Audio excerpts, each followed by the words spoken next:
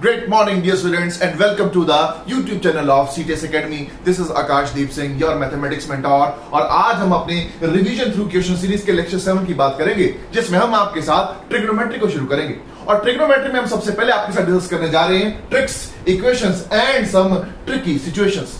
Tricks का मतलब क्या है कि कुछ ऐसे सवाल जो एडवांस में आते हैं जिन्हें आप ट्रिक्स को यूज करके, ऑप्शंस को यूज करके, कुछ फिक्सिंग यूज करके सॉल्व कर सकते हैं। इक्वेशंस से हमारा मतलब है कि ट्रिग्नोमेट्रिक इक्वेशंस को सॉल्व करना, और ट्रिकी सिचुएशंस का मतलब यह है कि कई बार पेपर में ऐसा सवाल आता है जिसको सॉल्व करने के कई बार दो या दो से ज्यादा तरीके भी होते हैं। तो पेपर के दौरान ये कैसे डिसाइड किया जाए कि किस तरीके को अपनाया जाए।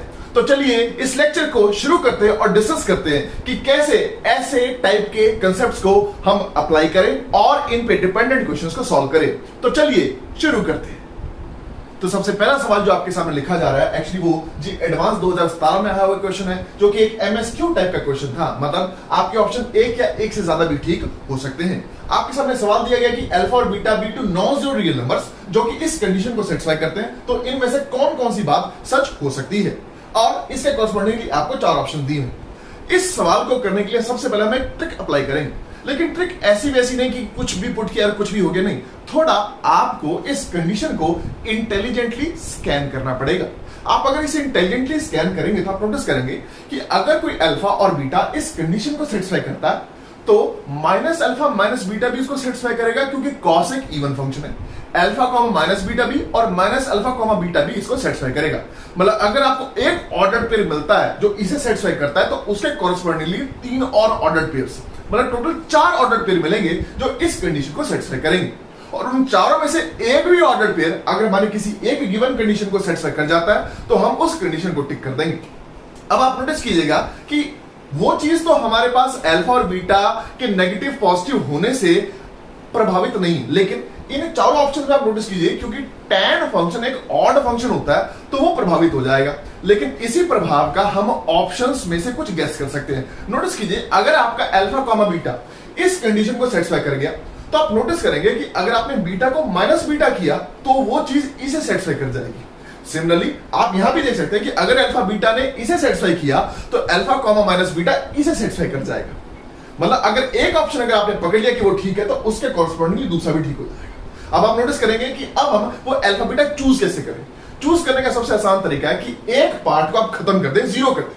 मान लिया आपने अल्फा को सिंपली क्या किया, पावर टू फिक्स किया। जैसे आप अल्फा को पावर टू फिक्स करेंगे, ये पार्ट खत्म हो जाएगा, ये खत्म हो जाएगा, सिर्फ 2 cos बीटा रह जाएगा, जिसे 1 बनाना है। मतलब cos बीटा को 1/2 बनाना है, तो आप सिंपली क्या कीजिए, बीटा को π/3 ले लीजिए। जैसे आप बीटा को पावर 3 लेंगे, आपको नोटिस करेंगे cos ऑफ पावर 3 1/2 हो जाएगा, और पावर 2 और पावर 3 के कॉरस्पॉन्डिंगली आपकी ये कंडीशन सेटिस्फाई हो जाएगी।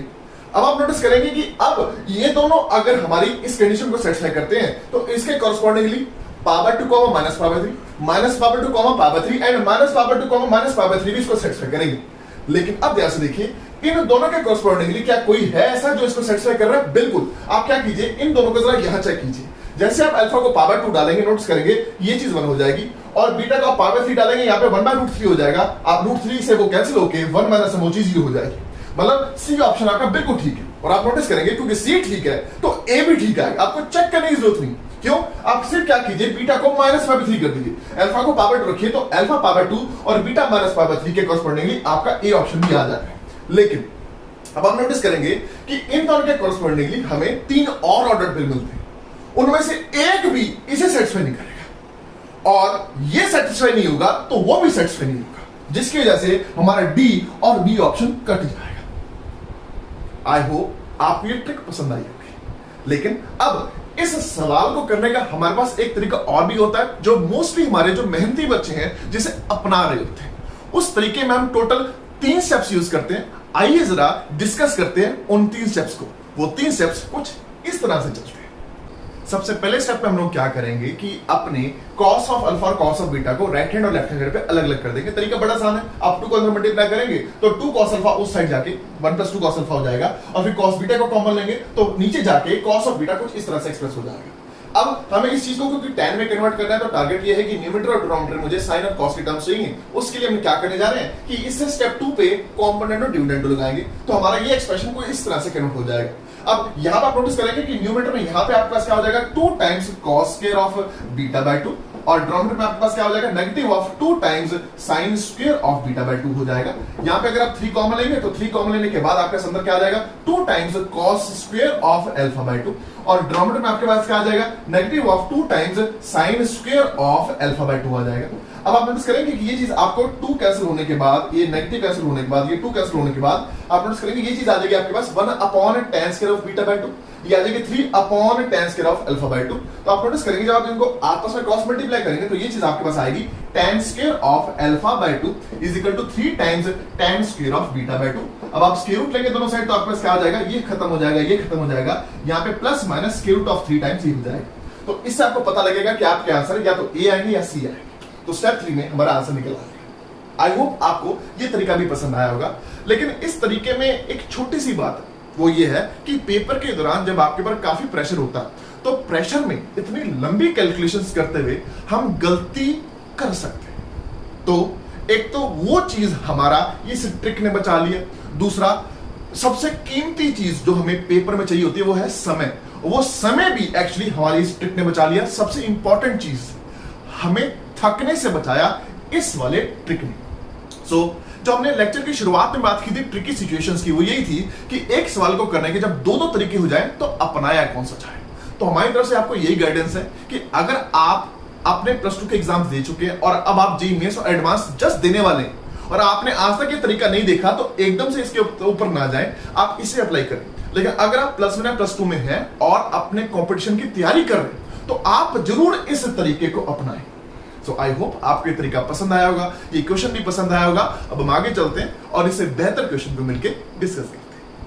अगला सवाल जो आपके सामने आ रहा है वो एक्चुअली जेईई एडवांस 2018 में आया हुआ क्वेश्चन है। एक इंटीजर टाइप का क्वेश्चन था जो आपके सामने लिखा हुआ। वो क्या कहता है कि हमें ABC 3 non zero real numbers दिए हुए हैं such that this equation is holding true, लेकिन कहां, जहां x हमें -π/2 से π/2 के बीच में दिया हो। और वो क्या कहता है, it this equation has 2 distinct real roots alpha and beta such that alpha plus beta हमें π/3 दिया हुआ है और हमसे पूछा जा रहा है कि b/a की वैल्यू क्या निकल के आएगी। इसको भी सॉल्व करने के 2 तरीके हैं। पहला शॉर्टकट, जरा देखिए हम क्या करने जा रहे हैं, यहाँ पे अल्फा और बीटा को फिक्स करने जा रहे हैं और बहुत आसान। हम क्या कर रहे हैं, अल्फा को 0 और बीटा को π/3 फिक्स कर रहे हैं। और क्योंकि अल्फा और बीटा हमारे इस इक्वेशन के रूट्स हैं तो हम इनको अब उसमें पुट करेंगे तो ये उसको पक्का सेटिस्फाई करेंगे। जैसे ही हमने अल्फा को 0 उसमें डाला तो ये चीज हो जाएगी हमारे पास √3a प्लस, क्योंकि अल्फा 0 इसको खत्म कर देगा, इक्वल टू यहाँ पे क्या आ जाएगा, केवल c आ जाएगा। और जब आप बीटा को π/3 डालेंगे क्योंकि वो इसका रूट है तो ये भी इसको सेटिस्फाई करेगा। तो जैसे आपने बीटा को π/3 डाला तो यहाँ पे आपके पास क्या आ जाएगा, √3/2 टाइम्स a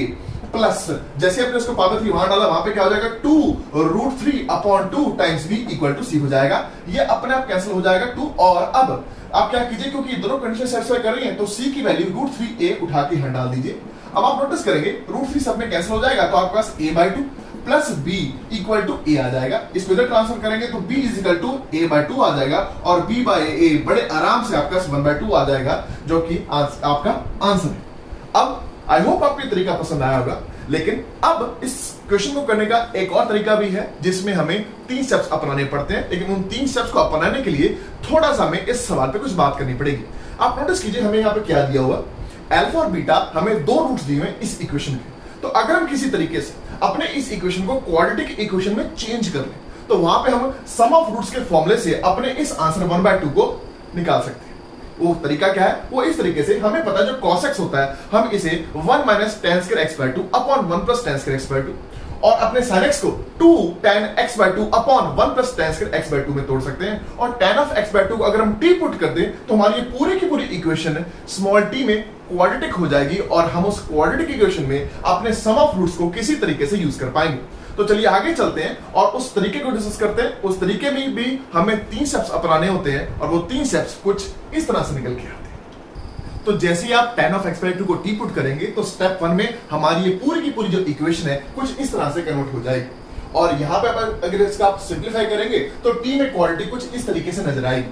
अब जब क्वालिटी आपको इस तरीके से नजर आ चुकी है और हमें अल्फा प्लस बीटा π/3 दिया हुआ है तो अल्फा प्लस बीटा के π/3 होने को यूज करते हैं। अब हमें पता है अगर इस क्वाड्रेटिक इक्वेशन के रूट्स t1 एंड t2 हैं तो आप नोटिस करेंगे हमें पता है हमने t को tan of x/2 लिया हुआ और हमारे इस इक्वेशन के रूट्स अल्फा और बीटा हैं तो हमारे पास जो t1 आएगा वो tan of α/2 आएगा और जो T2 आएगा वो tan ऑफ बीटा बाय 2 निकल के आएगा। अब उस चीज को हम यहाँ नीचे यूज करने जा रहे हैं, क्योंकि अब अल्फा प्लस बीटा पावर 3 है, तो अल्फा प्लस बीटा बाय 2 आपके पास पावर 6 हो जाएगा। तो दोनों साइड tan अप्लाई करेंगे तो tan of alpha by 2 plus beta by 2 आपके पास 1/√3 आएगा।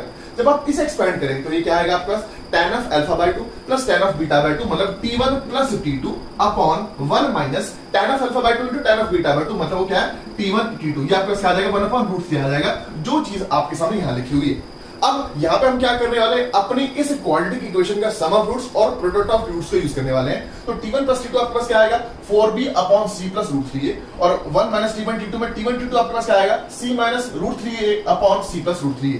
जब आप इन दोनों को सिंप्लीफाई करेंगे तो ये सारी चीज कुछ इस तरीके से निकल के आएगी, और यहाँ पे आप जब आप कैंसिलेशन करेंगे तो c से c कैंसिल हो जाएगा, आपके पास यहाँ पे 4b upon 2√3a equal to 1/√3 आ जाएगा, मतलब 4b अपॉन आपके पास यहाँ पे 2a इक्वल टू केवल 1 आ जाएगा। जब आप 4 को नीचे ले जाएंगे, a को ऊपर ले जाएंगे, तो आपके पास b अपॉन a केवल और केवल 1/2 आ जाएगा, जो हमने पहले भी निकाला था। वी पॉजिटिवली हो आपको ये तरीका भी पसंद आया होगा, लेकिन अब हमारी तरफ से आपको गाइडेंस ये है कि आप पेपर में इस तरीके को भी ध्यान रखें, इस तरीके को भी ध्यान रखें। अगर आपकी ये शॉर्ट ट्रिक आपसे लग जाती है तो आप प्लीज इसी ही को अप्लाई कीजिए, क्योंकि ये हमें काफी बचा जाती है।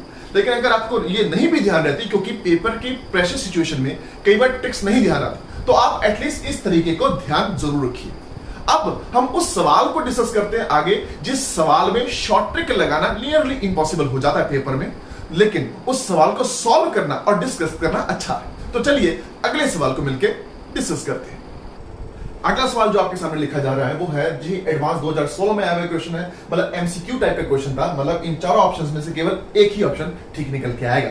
जो सवाल आपको दिया हुआ है वो ये दिया हुआ है कि सेट एस आपको दिया हुआ है ओपन -पाई टू ओपन पाई, बस उन 3 एलिमेंट्स को आपने नहीं लेना सेट एस में, और आगे क्या कहता है the sum of all distinct roots of this equation in the set capital S is equal to what. अब ये जो आपको सवाल दिया हुआ है, इस सवाल में एक बार नोटिस करेंगे आप, ये जो लेफ्ट हैंड साइड पे आपको फंक्शन दिया हुआ है, ये ना तो इवन निकलेगा ना ऑड निकलेगा, तो यहाँ पे रूट्स में सेटिंग करना थोड़ा मुश्किल हो जाएगा।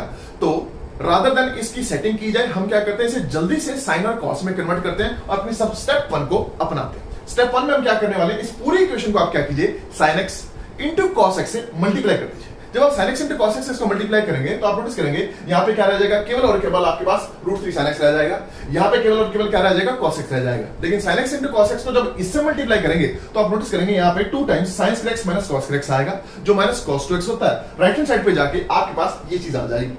अब स्टेप 2 में हम क्या करेंगे, ये जो लेफ्ट हैंड साइड वाली चीज है इसे एक फंक्शन में कंबाइन कर देंगे। तरीका क्या है उसका कि √3 और 1 जो यहाँ पे दिया हुआ है उनके स्क्वायर सम से इस चीज को मल्टीप्लाई डिवाइड कीजिए, मतलब आप इस पूरी चीज को जब 2 से मल्टीप्लाई डिवाइड करेंगे तो आपका सी एक्सप्रेशन आ जाएगा। अब आप क्या कीजिए, इस √3/2 को साइन ऑफ पावर 3 लिखिए, इस 1/2 को कॉस ऑफ पावर 3 लिखिए, तो ये चीज आपके पास 2 times cos of x minus power 3 हो जाएगी। और राइट हैंड साइड वाले इस 2 को आप इससे कैंसिल करके स्टेप 2 तक आ सकते हैं।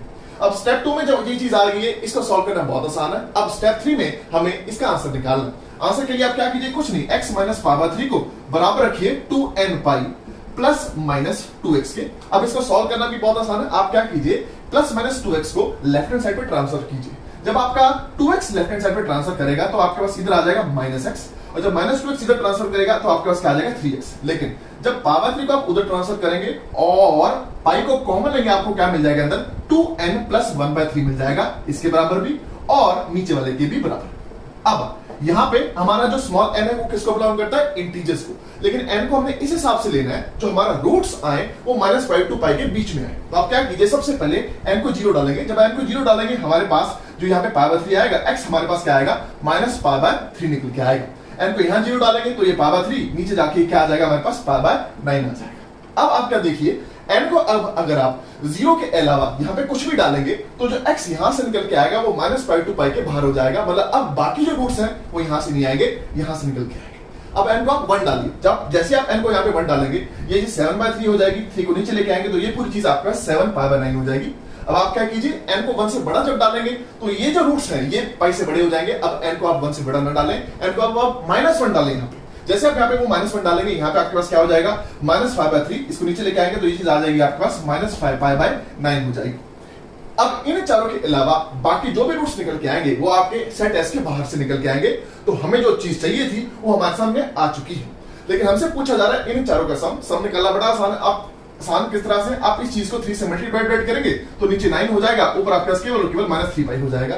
जब आप इनका सम करेंगे एलसीएम 9 हो जाएगा, ऊपर देखिए -5 -3 प्लस 5 प्लस 7 -8 प्लस 8 कैंसिल, और आपके पास जो सम निकल के आएगा वो केवल और केवल क्या निकल के आएगा, 0, मतलब ऑप्शन नंबर सी निकल के आएगा। आई होप आपको ये क्वेश्चन भी पसंद आया होगा, और वी पॉजिटिवली होप कि आपको ये लेक्चर पसंद आया होगा और आपने इस लेक्चर से पक्का कुछ ना कुछ सीखा होगा। अब हम आपसे अगले लेक्चर में मिलेंगे क्लास 11th के और क्लास 12th के एक नए कंसेप्ट के साथ। सो टिल देन प्लीज घर रहिए, सुरक्षित रहिए, मैथमेटिक्स पढ़ते रहिए, एंड सी यू सून।